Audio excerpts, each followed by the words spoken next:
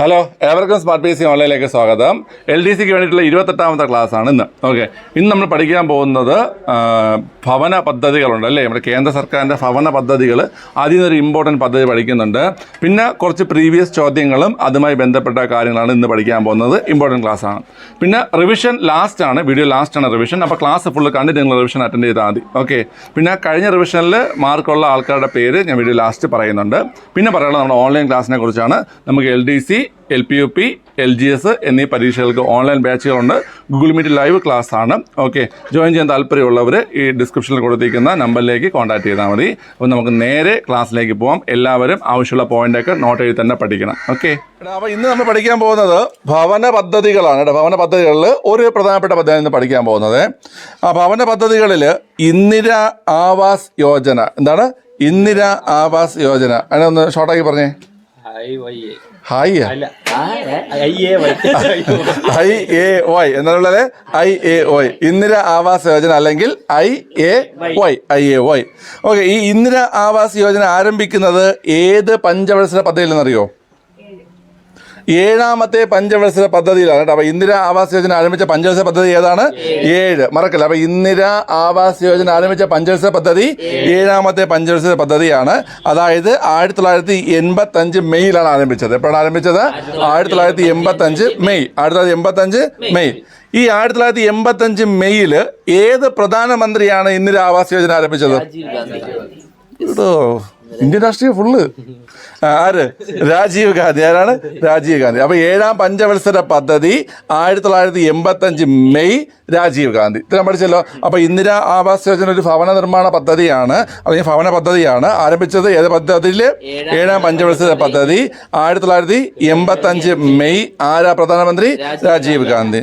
ദാരിദ്ര്യരേഖയ്ക്ക് താഴെ ഉള്ളവർക്കും പട്ടികജാതി പട്ടികവർഗത്തിൽപ്പെട്ടവർക്കും വീട് നിർമ്മിക്കാനുള്ള സാമ്പത്തിക സഹായം നൽകുക എന്ന ലക്ഷ്യമാണ് ഇന്ദിര ആവാസ് യോജനയ്ക്കുള്ളത്. അപ്പോൾ ആർക്കൊക്കെയാണ്?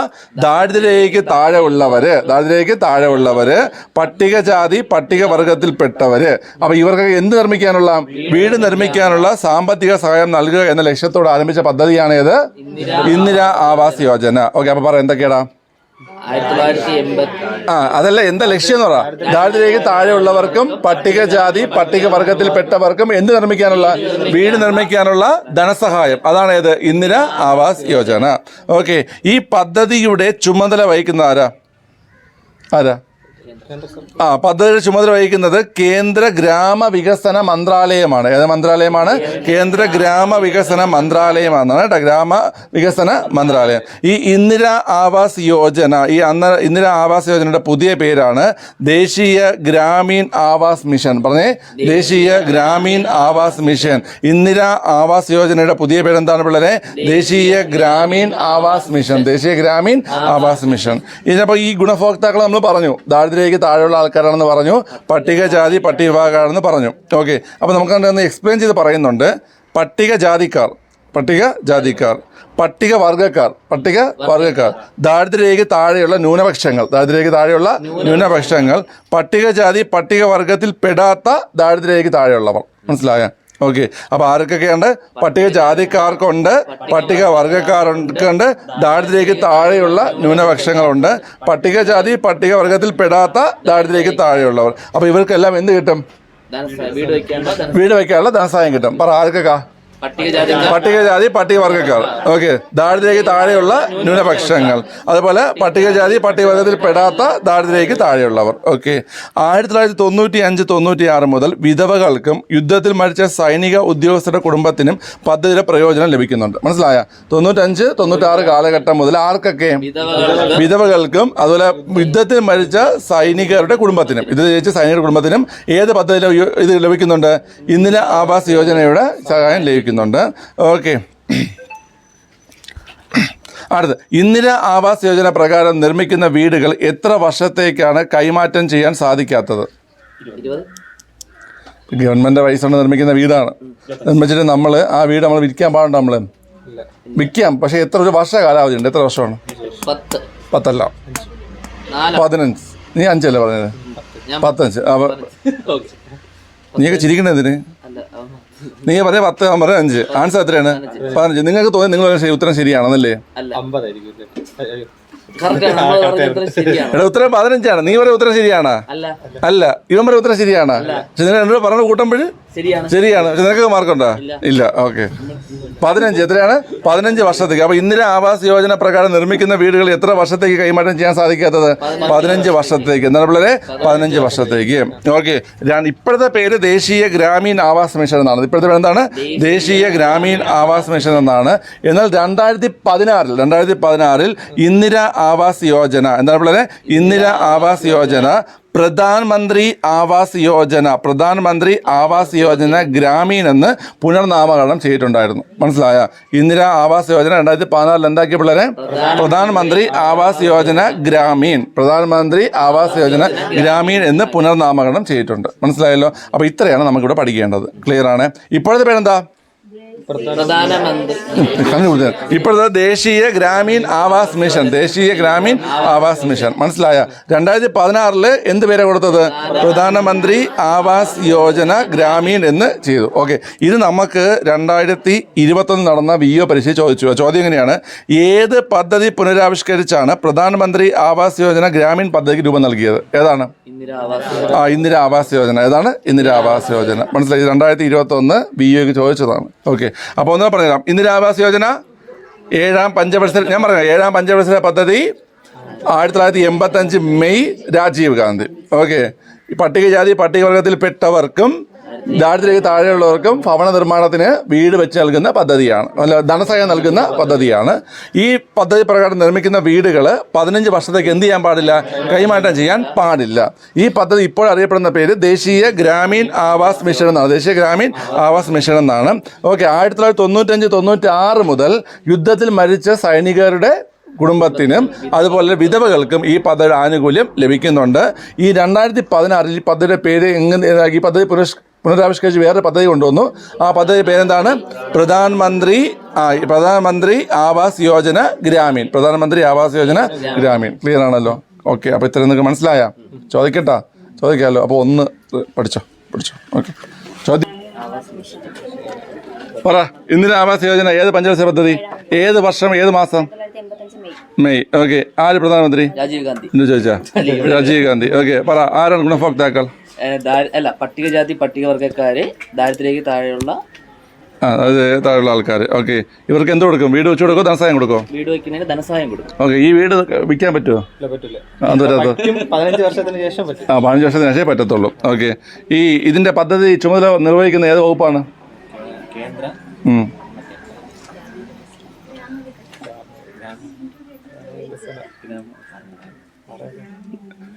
ഏത് വകുപ്പ്? എവിടെ പറഞ്ഞേ വിജിഷ? കേന്ദ്ര ഗ്രാമവികസന മന്ത്രാലയം. ഇതിന്റെ പുതിയ പേര് പറഞ്ഞേ അഹല്യ. ദേശീയ ഗ്രാമീണ ആവാസ് മിഷൻ. ഓക്കെ. ഇനി വേറെ ഈ പറഞ്ഞ ആൾക്കാരല്ലാതെ വേറെ ആർക്കെങ്കിലും ഈ പദ്ധതി 95-96 മുതൽ ഓക്കെ 95-96 മുതൽ വിധവകൾക്കും മരിച്ച സൈനികരുടെ കുടുംബങ്ങൾക്കും ഈ പദ്ധതി ആനുകൂല്യം ലഭിച്ചിട്ടുണ്ട്. 2016 ഏത് പേരാ കൊടുത്തത്? ഇവിടെ പറഞ്ഞേ. പ്രധാനമന്ത്രി ആവാസ് യോജന ഗ്രാമീൺ എന്ത് ചെയ്തു? ഈ പദ്ധതിയെ പുനർനാമകരണം ചെയ്തു. ഓക്കെ. അപ്പോൾ അതാണ് നമ്മളിന്ന് പഠിച്ച ഒരു പദ്ധതി. ഓക്കെ. ചോദ്യം ഇതാണ്. 2023 ഏത് അന്താരാഷ്ട്ര വർഷമായാണ് UN പ്രഖ്യാപിച്ചത്? ഓപ്ഷൻ തരാം. നിങ്ങൾ പറഞ്ഞ ചെറുകിട ധാന്യയിലുണ്ടെന്ന് നോക്കാം. അന്താരാഷ്ട്ര മണ്ണ് വർഷം. ഓപ്ഷൻ ബി അന്താരാഷ്ട്ര മില്ലറ്റ് വർഷം. ഓപ്ഷൻ സി അന്താരാഷ്ട്ര സസ്യവർഷം. ഓപ്ഷൻ ഡി അന്താരാഷ്ട്ര പയർവർഗ വർഷം. ഓപ്ഷൻ ബി മില്ലറ്റ് വർഷം. അന്താരാഷ്ട്ര മില്ലറ്റ് വർഷം. നിങ്ങൾ ചെറുധാന്യം എന്നൊക്കെയല്ലേ പറഞ്ഞത്? ഈ ചെറുധാന്യങ്ങൾ എന്തെന്ന് പറയണത്? മില്ലറ്റ് എന്ന് പറയുന്നത്. അത് ഓർത്തോ കേട്ടോ. ചെറുധാന്യം എന്ന് പറഞ്ഞാൽ മില്ലറ്റ് ആണ് കേട്ടോ. മില്ലറ്റ്. ഓക്കെ. അപ്പോൾ 2023 എന്താണ് പിള്ളേരെ? അന്താരാഷ്ട്ര മില്ലറ്റ് വർഷം അല്ലെങ്കിൽ ചെറുധാന്യ വർഷമാണ് കേട്ടോ. അന്താരാഷ്ട്ര മില്ലറ്റ് വർഷം അല്ലെങ്കിൽ ചെറുധാന്യ വർഷമാണ്. ഓക്കെ. എങ്കിൽ പറഞ്ഞ അന്താരാഷ്ട്ര ഒട്ടക വർഷം ഏതാ? അന്താരാഷ്ട്ര ഒട്ടക വർഷം ഏതാണ് പിള്ളേരെ?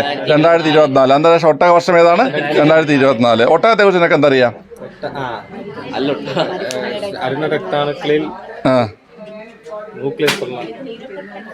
അത് തന്നെയാണ്. ന്യൂക്ലിയസോട് കൂടിയ അരുണരക്താണുക്കൾ കാണപ്പെടുന്ന ജീവിയാണ് ഏത്?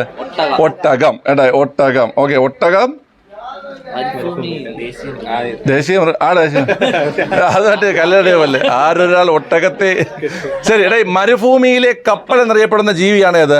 ഒട്ടകം. മരുഭൂമിയിലെ കപ്പൽ എന്നറിയപ്പെടുന്ന ജീവിയാണ് ഏത്? ഒട്ടകം. അതുപോലെ തന്നെ നമുക്കറിയാം നമ്മുടെ ചുവന്ന രക്താണുക്കൾ, നമ്മുടെ ശരീരത്തിൽ ചുവന്ന രക്താണുക്കൾ ഉണ്ടോ? ഇവിടെ ഉണ്ട്. നമ്മുടെ ശരീരത്തിൽ ചുവന്ന രക്താണുക്കൾ ഉണ്ട്. ഒട്ടകത്തിന്റെ ശരീരത്തിലും ചുവന്ന രക്താണുക്കൾ ഉണ്ട്. പക്ഷേ നമ്മുടെ ശരീരത്തിലെ ചുവന്ന രക്താണുക്കളിൽ എന്തില്ല? ന്യൂക്ലിയസ് ഇല്ല. എന്തില്ല പിള്ളേരെ? ന്യൂക്ലിയസ് അല്ലെങ്കിൽ മർമ്മമില്ല. എന്നാൽ ഒട്ടകത്തിന്റെ ചുവന്ന രക്താണുക്കളിൽ എന്തുണ്ട്? ന്യൂക്ലിയസ് അല്ലെങ്കിൽ മർമ്മമുണ്ട്. അപ്പൊ അന്താരാഷ്ട്ര ഒട്ടക വർഷം പറയടാ. 2004. അന്താരാഷ്ട്ര ഒട്ടക വർഷം ഏതാണ്? 2024. അന്താരാഷ്ട്ര സുസ്ഥിര പർവ്വത വികസന വർഷം. അന്താരാഷ്ട്ര സുസ്ഥിര പർവ്വത വർഷം 2022. ഏതാണ് പിള്ളേരെ? 2022. അന്താരാഷ്ട്ര സുസ്ഥിര പർവ്വത വികസന വർഷം ഏതാണ്? 2022. അന്താരാഷ്ട്ര ഗ്ലാസ് വർഷം ഏതാണ്? 2022. അന്താരാഷ്ട്ര ഗ്ലാസ് വർഷം ഏതാണ് പിള്ളേരെ? 2022. അതുപോലെ അന്താരാഷ്ട്ര കരകൗശല മത്സ്യ ജലകൃഷി വർഷം ഏതാണ്? 2022. അന്താരാഷ്ട്ര കരകൗശല മത്സ്യ ജലകൃഷി വർഷം ഏതാണ്? 2022. ഓക്കെ, ഈ ലാസ്റ്റത്തെ വർഷങ്ങളൊക്കെ ഓർത്ത് വെച്ചോണം, ചോദിക്കും കേട്ടോ കറണ്ട് ബേസിൽ. ഓക്കെ, അപ്പൊ പറ 24 എന്താ?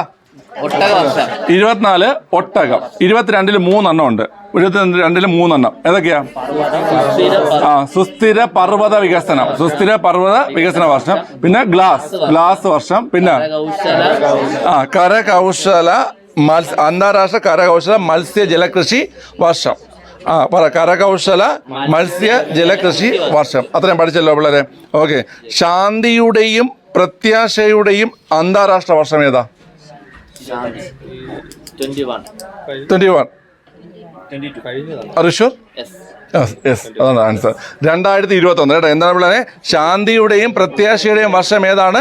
2021. ശാന്തിയുടെയും പ്രത്യാശയുടെയും വർഷം 2021. അപ്പൊ പറ ഒട്ടകം, മില്ലറ്റ്, ഗ്ലാസ്, സുസ്ഥിര പർവ്വത വികസനം, അന്താരാഷ്ട്ര കരകൗശല മത്സ്യ ജലകൃഷി, ശാന്തിയുടെയും പ്രത്യാശയുടെയും ശാന്തിയുടെയും പ്രത്യാശയുടെയും വർഷം ഏതാണ്? 2021. അന്താരാഷ്ട്ര സസ്യാരോഗ്യ വർഷം ഏതാ? 2020. സസ്യാരോഗ്യ വർഷം 2020. സസ്യാരോഗ്യ വർഷം ഏതാണ് പിള്ളേരെ? 2020 സസ്യാരോഗ്യ വർഷം. സസ്യാരോഗ്യ വർഷം ഏതാണ്? 2020. ഇനി മില്ലറ്റ് വേറെയാണ്, പയറുവർഗം വേറെയാണ്. പയറുവർഗ വർഷം ഏതാ? 16. പയറ് 16. അപ്പൊ അന്താരാഷ്ട്ര പയറുവർഗ വർഷം ഏതാണ്? 2016. ഓക്കെ, അപ്പൊ അത്രയും പഠിച്ചല്ലോ. 15 എന്താ? മണ്ണ് വർഷവും പ്രകാശ വർഷവും. നമ്മൾ ഡിസ്കസ് ചെയ്തിട്ടുണ്ടായിരുന്നു മുമ്പ്. ഓക്കെ, ശരി. അപ്പൊ നമുക്ക് ഒന്നുകൂടെ ബാക്കിലോട്ട് വരാം. എല്ലാം ഓർമ്മയുണ്ടല്ലോ?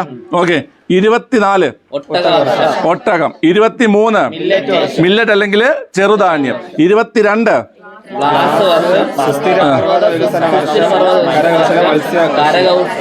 ഞാൻ പറഞ്ഞുതരാം. 3 കാര്യങ്ങൾ 2022 3 കൾ ഓർത്ത് വെച്ചോണം. 1 സുസ്ഥിര പർവ്വത വികസന വർഷം. 2 ഗ്ലാസ് വർഷം. 3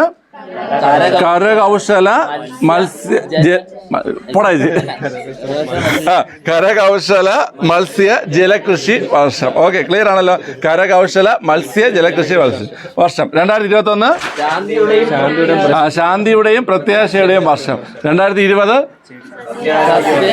ചെടിയാ സസ്യാരോഗ്യ വർഷം. എന്താണ്?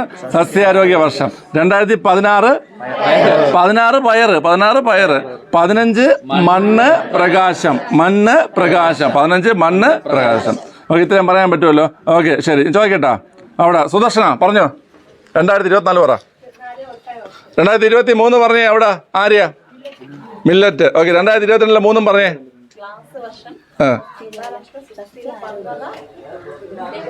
പർവ്വത വികസന വർഷം. കരകൗശല മത്സ്യ ജലകൃഷി വർഷം. ഓക്കെ, അടുത്ത് ഇവിടെ വിജിഷ ചോദിച്ചായിരുന്നു നേരത്തെ. ഓക്കെ, വിജിഷ ഇവിടെ ചോദിച്ചായിരുന്നു. അവിടെ അപർണ 2021 പറഞ്ഞേ. ശാന്തിയുടെയും സമാധാനത്തിനും നല്ലൊരു പുതുവത്സരം.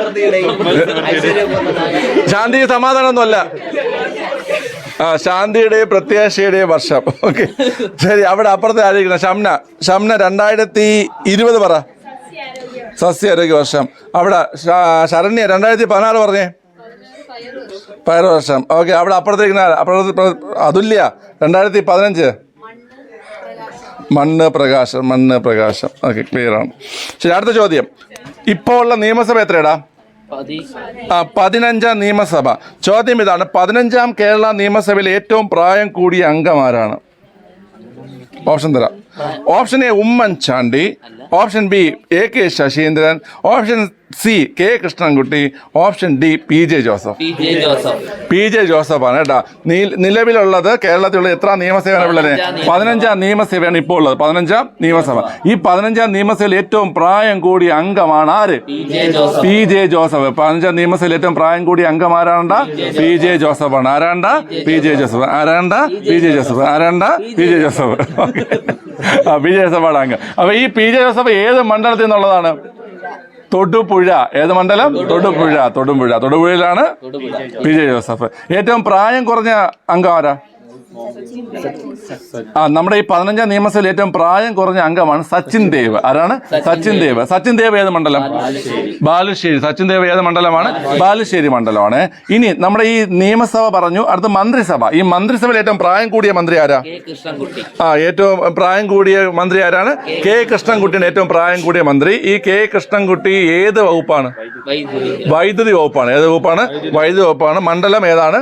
ചിറ്റൂര്. ഓക്കെ, മണ്ഡലം ചിറ്റൂര്. അപ്പൊ ഏറ്റവും പ്രായം കൂടിയ മന്ത്രി ആരാ?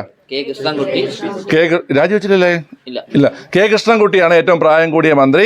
ഏത് വകുപ്പാണ്? വൈദ്യുതി വകുപ്പാണ്. മണ്ഡലം ഏതാണ്? ചിറ്റൂര്. ചിറ്റൂർ എവിടെയാണ്? പാലക്കാട് ചിറ്റൂർ. ഈ പാലക്കാട് ചിറ്റൂരിന്റെ പ്രത്യേകത എന്താണ്? കേരളത്തിലെ പരുത്തി കൃഷിയുള്ളതും കേരളത്തിൽ കറുത്ത മണ്ണ് ധാരാളമായി കാണപ്പെടുന്നതൊക്കെ എവിടെയാണ്? പാലക്കാട് ചിറ്റൂരിലാണ്. കേരളത്തിലെ പരുത്തി കൃഷിയുള്ളതും കേരളത്തിൽ പരുത്തി കൃഷിയുള്ളതും അതുപോലെ കേരളത്തിൽ കറുത്ത മണ്ണ് ധാരാളമായി കാണപ്പെടുന്നതൊക്കെ എവിടെയാണ് ഉള്ളത്? പാലക്കാട് ചിറ്റൂരിലാണ് കേട്ടോ. ഓക്കെ, അത്രയും ക്ലിയർ ആണല്ലോ. ഇനി ഏറ്റവും പ്രായം കുറഞ്ഞ മന്ത്രി ആരാ? ഏറ്റവും പ്രായം കുറഞ്ഞ മന്ത്രി ആരാണ് ഉള്ളത്?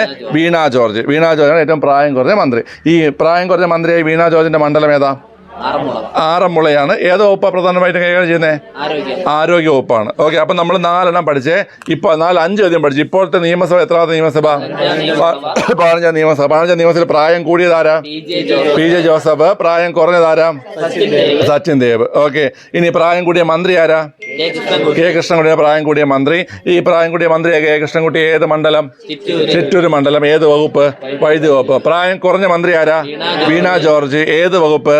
ആരോഗ്യം. ഏത് മണ്ഡലം? ആറന്മുള. ഓക്കെ, ഇത്രയും പഠിച്ചു നിങ്ങൾ. ഓക്കെ, എങ്കിൽ പറഞ്ഞ് നിലവിലെ 15ാം നിയമസഭയിൽ എത്ര വനിതാ അംഗങ്ങളുണ്ട് അല്ലെങ്കിൽ വനിതാ MLA മാരുണ്ട്? വനിതാ MLA-മാരുടെ എണ്ണം എത്രയാണ് പിള്ളേരെ? 12. എത്രയാണ് പിള്ളേരെ? 12. വനിതാ MLA-മാരുടെ എണ്ണം എത്രയാണ്? 12 ആണ്. ഓക്കെ, മനസ്സിലായല്ലോ. ശരി, നേരത്തെ 11 ആയിരുന്നു. PC മുമ്പ് അത് ചോദിച്ചായിരുന്നു. അത് 11 ആയിരുന്നു. ഇപ്പൊ എത്രയാണ്? 12 ആണ്. ഓക്കെ, കാരണം 2022 തൃക്കാക്കര തെരഞ്ഞെടുപ്പിൽ ആര് ജയിച്ചു? ഉമാ തോമസ് ജയിച്ചു. ഓക്കെ, അങ്ങനെ ഇപ്പൊ എത്ര ഉണ്ട്? 12 ഉണ്ട്. ഓക്കെ, എങ്കിൽ പറഞ്ഞേ കേരള നിയമസഭ എസ്റ്റിമേറ്റ്സ് കമ്മിറ്റിയുടെ ചെയർപേഴ്സൺ ആരാണ്? കേരള നിയമസഭയുടെ എസ്റ്റിമേറ്റ്സ് കമ്മിറ്റിയുടെ ചെയർപേഴ്സൺ ആരാണ് പിള്ളേരെ? KK ശൈലജ. ആരാണ്? KK ശൈലജ. ഏത് കമ്മിറ്റി? എസ്റ്റിമേറ്റ്സ് കമ്മിറ്റിയുടെ ചെയർപേഴ്സൺ ആരാണ്? KK ശൈലജ. ഓക്കെ, ഇനി അടുത്ത ചോദിക്കാനുള്ളത് അവിടെ അതുലിയോട് ചോദിച്ചല്ലേ? ഓക്കെ, രേഷ്മാർസി. എന്ത് വിളി? എന്തോന്നല്ലേ വിളി കേട്ടത്? ഓക്കെ, എത്രാമത്തെ നിയമസഭ? 15ാം നിയമസഭയിൽ പ്രായം കൂടിയതാരാ? PJ ജോസഫിന്റെ മണ്ഡലം ഏതാ? തൊടുപുഴ. പ്രായം കുറഞ്ഞ ആരടാ? അംഗം സച്ചിൻ ദേവ്. മണ്ഡലം ബാലുശ്ശേരി. ഓക്കെ, പ്രായം കൂടിയ മന്ത്രി? വകുപ്പ്? ചിറ്റൂര്. ഓക്കെ, ചിറ്റൂരിന്റെ പ്രത്യേകത നമ്മൾ പറഞ്ഞു എന്തൊക്കെയാ? പരുത്തി കൃഷിയും കറുത്ത മണ്ണും. ഓക്കെ, ഏറ്റവും പ്രായം കുറഞ്ഞ മന്ത്രി? വീണ ജോർജ്. ആരോഗ്യം ആറന്മുള. ഓക്കെ, ശരി. എത്ര വനിതാ MLA-മാരുണ്ട്? 12 വനിതാ MLA-മാരുണ്ട്. ഓക്കെ, ഈ 2022 ഉപതെരഞ്ഞെടുപ്പിലൂടെ കേരള നിയമസഭയിലെത്തിയ വനിതാ MLA ആരാ? ഉമാ തോമസ്. ഏത് മണ്ഡലത്തിൽ നിന്നാണ് വന്നത്? ഏത് മണ്ഡലം?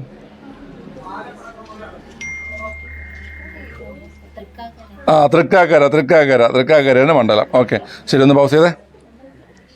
ഇത് നിങ്ങൾക്ക് അടുത്തൊരു സ്റ്റേറ്റ്മെൻറ്റ് ചോദ്യമാണ്. സ്റ്റേറ്റ്മെൻറ്റ് ചോദ്യം നിങ്ങൾക്കൊക്കെ ഭയങ്കര ബുദ്ധിമുട്ടെന്ന് പലരും പറയാറുണ്ട്. ശ്രദ്ധിച്ച് കേട്ടിട്ട് ഉത്തരങ്ങൾ പറയണം കേട്ടോ. ഓക്കെ, ചോദ്യം ശ്രദ്ധിച്ച് കേട്ടിട്ടുണ്ടോ എല്ലാവരും? ഭാഷാടിസ്ഥാനത്തിലുള്ള സംസ്ഥാന രൂപവൽക്കരണവുമായി ബന്ധപ്പെട്ട് ശരിയായ ഉത്തരം തിരഞ്ഞെടുക്കുക. മനസ്സിലായല്ലോ? ചോദ്യം മനസ്സിലായല്ലോ? എന്തുമായി ബന്ധപ്പെട്ടതാണ്? ഭാഷാടിസ്ഥാനത്തിലുള്ള സംസ്ഥാന രൂപവൽക്കരണം. അപ്പോൾ അതിനു മുമ്പ് നിങ്ങൾക്കൊരു കാര്യം അറിയാം, നമ്മുടെ കേരളം ഉൾപ്പെടെയുള്ള പ്രധാനപ്പെട്ട സംസ്ഥാനങ്ങളെല്ലാം രൂപം കൊണ്ടത് എന്തിൻ്റെ അടിസ്ഥാനത്തിലാണ്? ഭാഷ അടിസ്ഥാനത്തിലാണ്. ഇപ്പം മലയാളം പറയുന്നവർ കേരളത്തിൽ, തമിഴ് പറയുന്നവർ തമിഴ്നാട്ടിൽ, അതുപോലെ തെലുങ്ക് പറയുന്നവർ ആന്ധ്രയിലും തെലുങ്കാനയിലും, കന്നഡ പറയുന്നവർ കർണാടകയിൽ, മറാത്തി പറയുന്നവർ മഹാരാഷ്ട്രയിൽ, ഗുജറാത്തി പറയുന്നവർ ഗുജറാത്തിൽ, ബംഗാളി പറയുന്നവർ ബംഗാളിൽ. അപ്പോൾ ആ രീതിയിൽ ആസാമീസ് പറയുന്നവർ ആസാമിൽ. അങ്ങനെ ഭാഷാ അടിസ്ഥാനത്തിലാണ് സംസ്ഥാനങ്ങൾ എന്ത് ചെയ്തിരിക്കുന്നത്? രൂപം കൊണ്ടിരിക്കുന്നത്. അപ്പോൾ അതുമായി ബന്ധപ്പെട്ട സ്റ്റേറ്റ്മെൻ്റ് ആണ്. ഇന്ത്യയിൽ ഭാഷാടിസ്ഥാനത്തിൽ രൂപം കൊണ്ട ആദ്യ സംസ്ഥാനമാണ് ഡൽഹി. ശരിയാണോ തെറ്റാണോ? ഇന്ത്യയിൽ ഭാഷാടിസ്ഥാനത്തിൽ രൂപം കൊണ്ട ആദ്യ സംസ്ഥാനം ഡൽഹി അല്ല, അത് ഏതാണ്? ആന്ധ്രയാണ് കേട്ടോ. ആന്ധ്രാപ്രദേശിലെ ആന്ധ്രയാണ് കേട്ടോ. ഓക്കെ, രണ്ടാമത്തെ സ്റ്റേറ്റ്മെൻറ്റ് 1956 നവംബർ 1-ാം തീയതി 1956 നവംബർ 1-ാം തീയതി ഭാഷാടിസ്ഥാനത്തിൽ ഇന്ത്യൻ സംസ്ഥാനങ്ങളെ പുനഃസംഘടിപ്പിച്ചു. ശരിയാണോ തെറ്റാണോ? നിങ്ങൾ നോക്ക്, കേരളം രൂപം കൊണ്ട് എപ്പോഴുള്ളേ?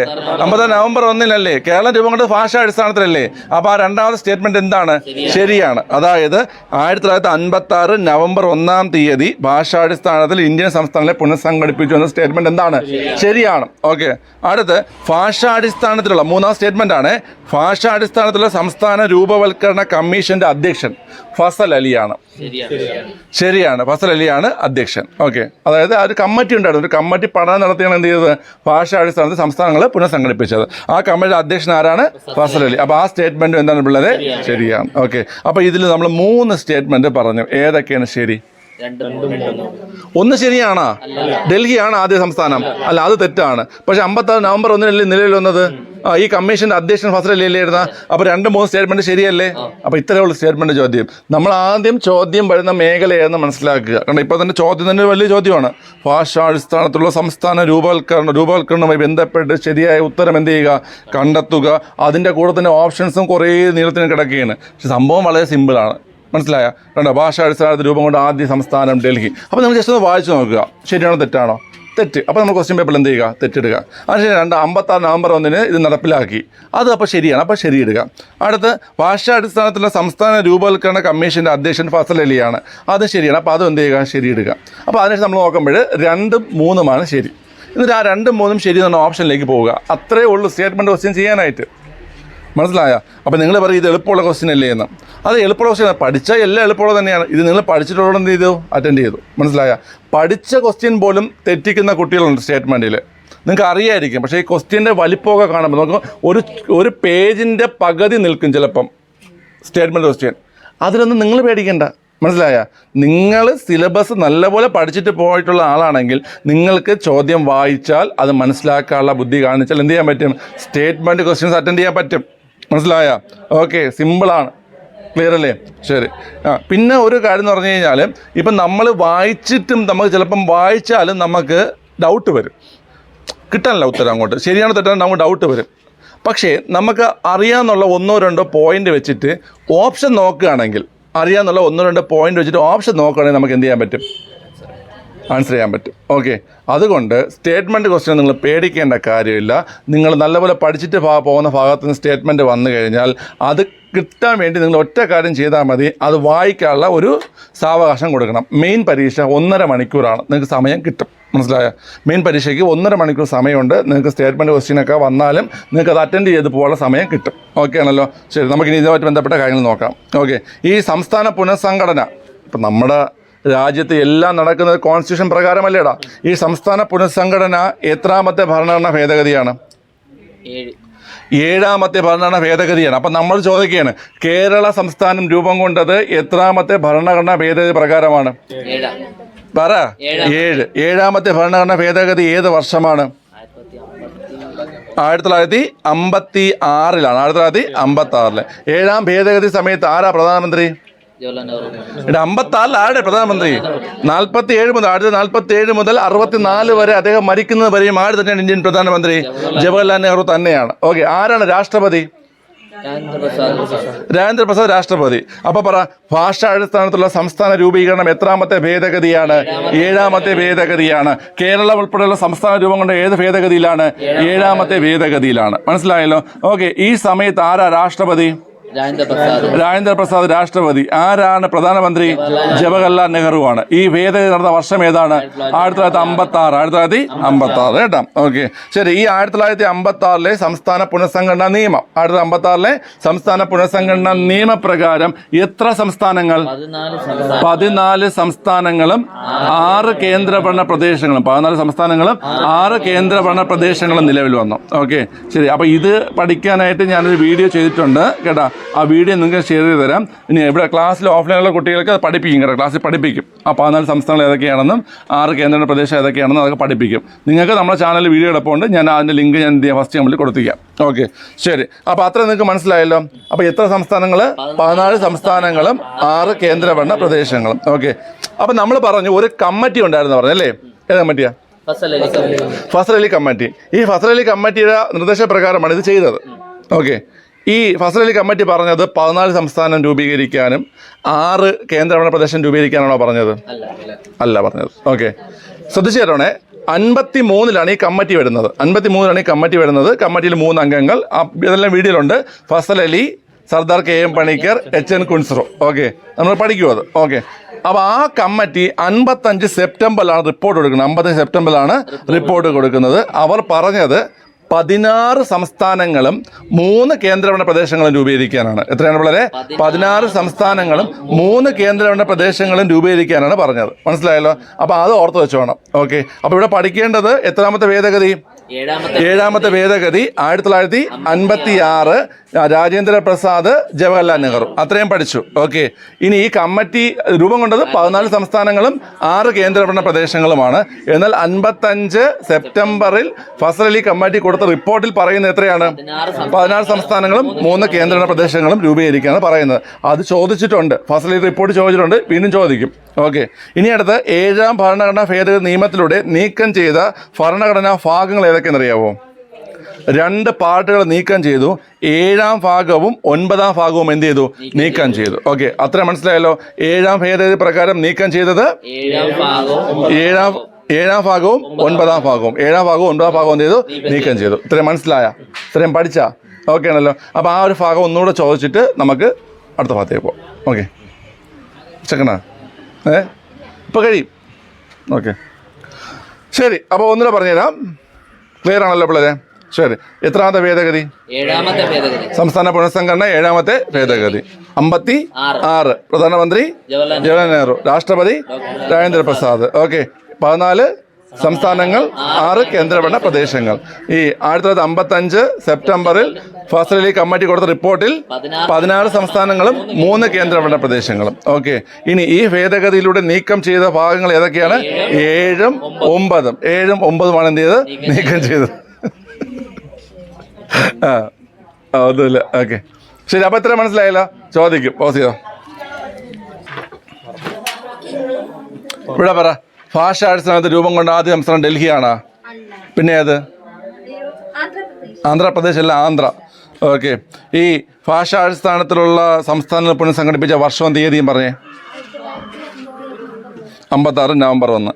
ഈ ഭാഷാടിസ്ഥാനത്തിലുള്ള സംസ്ഥാന പുനഃസംഘടനയുടെ കമ്മീഷന്റെ അധ്യക്ഷൻ ആരാ? ഫസൽ അലി. ഈ ഭാഷാടിസ്ഥാനത്തിലുള്ള സംസ്ഥാന പുനഃസംഘടന എത്രാമത്തെ ഭേദഗതി? 7ാമത്തെ ഭേദഗതി. ഏത് വർഷം? ആരായിരുന്നു പ്രധാനമന്ത്രി? ആരായിരുന്നു രാഷ്ട്രപതി? ജവഹർലാൽ നെഹ്റു പ്രധാനമന്ത്രി, രാജേന്ദ്ര പ്രസാദ് രാഷ്ട്രപതി. ഓക്കെ, ശരി. അടുത്ത് എത്ര സംസ്ഥാനങ്ങൾ എത്ര കേന്ദ്രഭരണ പ്രദേശങ്ങളും? 14 സംസ്ഥാനങ്ങളും 6 കേന്ദ്രഭരണ പ്രദേശങ്ങളും. ഓക്കെ, അവിടെ അതുല്യ, ഈ എപ്പോഴാണ് ഈ കമ്മിറ്റി റിപ്പോർട്ട് കൊടുത്തത്? 55 മാസം ഏത്? സെപ്റ്റംബർ. ഓക്കെ, ആ റിപ്പോർട്ടിൽ എത്ര പറയുന്നു രേഷ്മാർസി? 16 സംസ്ഥാനങ്ങളും 3 കേന്ദ്ര പ്രദേശങ്ങളും. രശ്മി, ഈ 7ാം ഭരണഘടനാ ഭേദഗതിയിലൂടെ നീക്കം ചെയ്തത് ഏതൊക്കെ ഭാഗങ്ങൾ? 7ാം ഭാഗവും 9ാം ഭാഗവും. ഓക്കെ, അപ്പോൾ അത്രയും മതി നമ്മുടെ ഇന്നത്തെ ഭാഗങ്ങൾ. ഓക്കെ, ഏത് പരീക്ഷ ഉണ്ടല്ലോ. ഓക്കെ, റിവിഷൻ റിവിഷൻ നടത്താവോ? നടത്തിക്കോ. ഓക്കെ, ശരി. ഒന്നാമത്തെ ചോദ്യം കുഞ്ഞാലി മരക്കാർമാരുടെ ആസ്ഥാനം.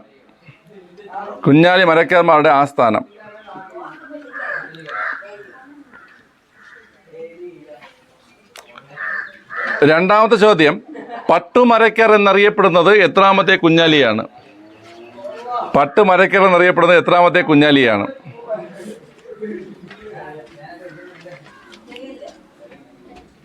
ഓക്കെ, അടുത്ത് ഫത്തുൽ മുബീൻ എന്ന കാവ്യം എഴുതിയത് ആരാണ്?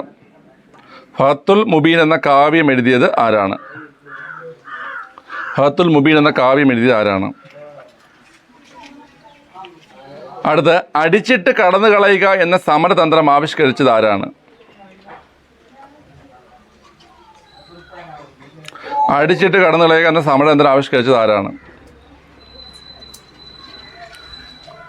ഇന്ത്യൻ നാവികസേന കുഞ്ഞാലി മരക്കാർ സ്മാരകം നിർമ്മിച്ചിരിക്കുന്നത് എവിടെയാണ്?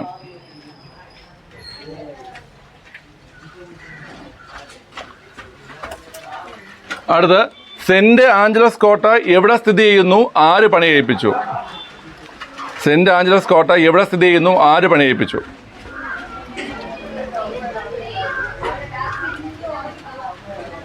ഏഴാമത്തെ ചോദ്യം ചാലിയൻകോട്ട പണിത പോർച്ചുഗീസ് ഗവർണർ ആരാണ്?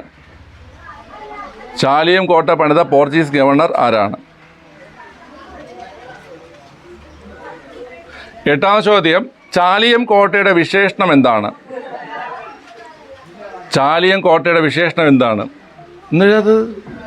ഇന്നത്തെ പഠിച്ചിട്ട് വേണം കേട്ടോ, ഇന്ന് പഠിപ്പിച്ചത്രേ കേട്ടോ. ചാലിയം കോട്ടയുടെ വിശേഷണം എന്താണ്? അപ്പോൾ നാളെ രാവിലെ 2 പരീക്ഷയുണ്ട്. ഇന്നോളം ടോപ്പിക് വരും, പിന്നെ ഇന്ന് ഈ പഠിപ്പിച്ചത്. ഓക്കെ, ടോപ്പിക് കൊടുത്തില്ലേ? അടുത്ത് പോർച്ചുഗീസുകാർ ഇന്ത്യയിൽ പരിചയപ്പെടുത്തിയ വാസ്തുവിദ്യാ ശൈലിയുടെ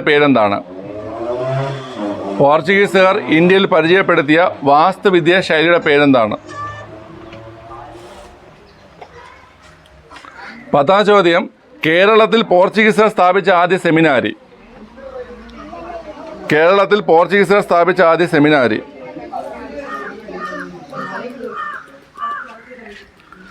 അടുത്ത് മാനുവൽ കോട്ട പണി കഴിപ്പിച്ചത് ആരാണ്? ഏത് വർഷം? ആരാണെന്നും ഏത് വർഷമെന്നും എഴുതുക. എഴുതിയല്ലോ. അടുത്ത് മാനുവൽ കോട്ടയുടെ മറ്റ് പേരുകൾ എന്തൊക്കെ?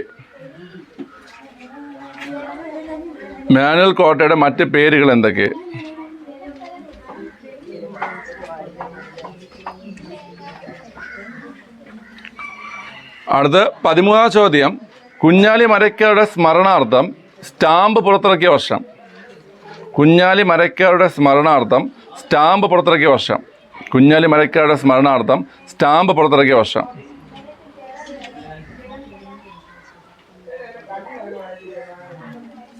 എഴുതിയല്ലോ.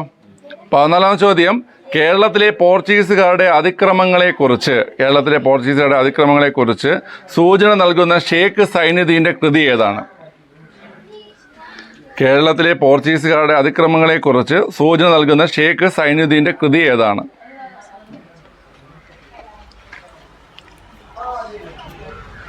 അടുത്ത അവസാനത്തെ ചോദ്യം കണ്ണൂർ സന്ധി ഒപ്പുവെച്ചത് ആരൊക്കെ?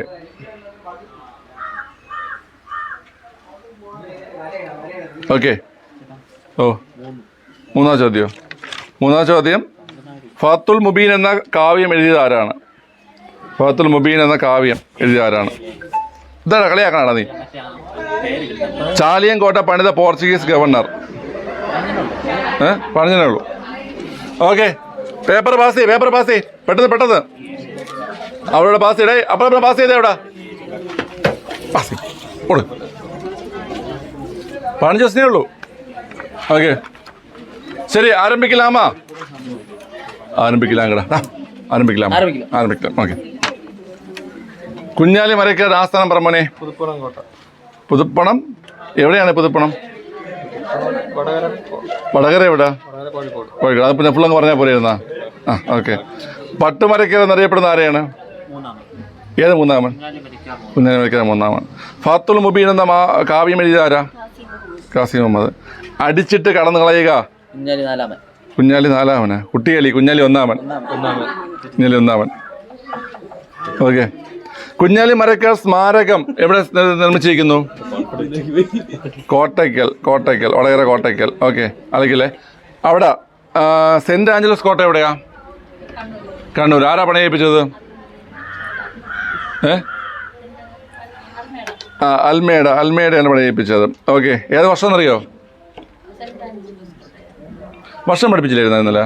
ഏത് വർഷം? 1505 മറക്കരുത്. 1505. ഓക്കെ. ഇവിടെ അഹല്യ, ഈ ചാലിയൻ കോട്ടയുടെ വിശേഷണം എന്താണ്? ഒരു വിശേഷണം പഠിപ്പിച്ച് സാമൂതിരിയായിട്ട് ബന്ധപ്പെട്ട്.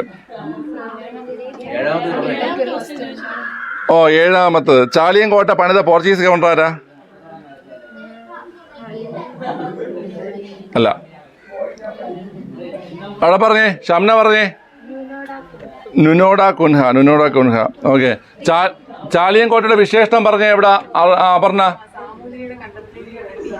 സാമൂതിരിയുടെ കണ്ടത്തിലേക്ക് നീട്ടിയ പീരങ്കി.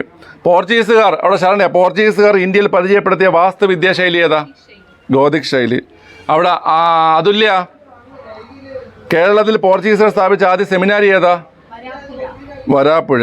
ഇവിടെ മാനുവൽ കോട്ട പണി കഴിപ്പിച്ചത് ആരാണ്? ഏത് വർഷം?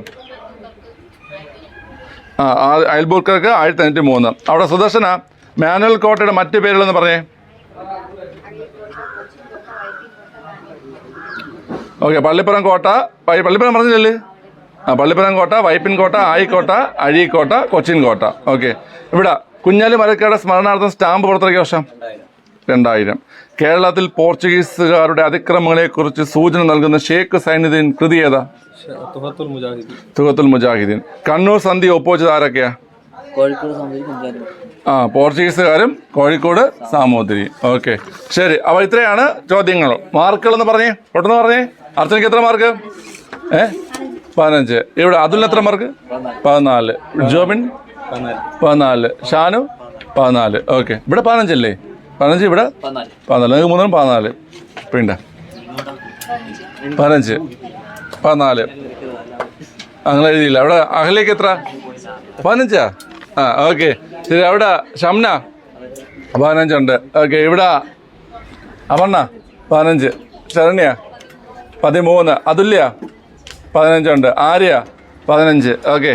ഇവിടെ 15. ഓക്കെ, ശരി. അപ്പോൾ നിങ്ങൾ എല്ലാവരും പഠിച്ചിട്ടുണ്ട്. അപ്പോൾ നാളെ നിങ്ങൾ എന്തൊക്കെ പഠിക്കും? ഇന്ദിരാ ആവാസ് യോജന പഠിക്കണം, പിന്നെ വർഷങ്ങൾ പഠിക്കണം, പിന്നെ നമ്മൾ നിയമസഭയിൽ വന്നിട്ട് പഠിക്കണം, പിന്നെ ഫസൽ അലി സംസ്ഥാന പുനഃസംഘടന കമ്മീഷൻ അത് പഠിച്ചിട്ട് വേണം. ഓക്കെ, മനസ്സിലായ ഇത്തരം കാര്യങ്ങൾ? ശരി. അപ്പോൾ അത്രയേ ഉള്ളൂ. പിന്നെന്താ? ഇനി കഴിഞ്ഞ പരീക്ഷയിൽ ഫുൾ മാർക്കുള്ള ആൾക്കാർ. ഓക്കെ, വീഡിയോ പോസ്റ്റ് ചെയ്തോ.